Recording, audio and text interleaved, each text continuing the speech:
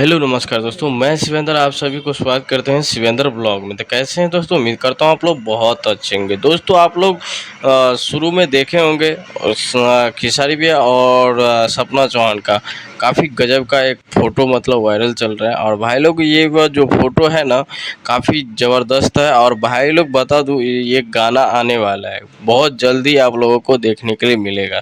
2 दिन पहले ही ये गाने को शूट हुआ है और पोस्टर को रिलीज़ नहीं किया गया है। तो दोस्तों फिलहाल ही में आज का मतलब वीडियो शूट हुआ है, काफ़ी गजब का है। और भाई लोग आप लोगों को भी कल देखने के लिए मिलेगा पोस्टर। तो भाई लोग जैसे ही पोस्टर रिलीज़ किया जाता है तो आप लोगों को वीडियो के माध्यम से बता दिया जाएगा। दोस्तों आप मेरे चैनल पर बने रहने के लिए दिल से धन्यवाद और ऐसे ही देखते रहिएगा शिवेंद्र ब्लॉग। भाई लोग बता दूं कि गजब का एक पोस्टर रिलीज होने वाला है। आप लोग ऐसे ही आप लोग ढेर सारा प्यार दीजिएगा और चलते हैं अगली वीडियो मिलेंगे फिर से।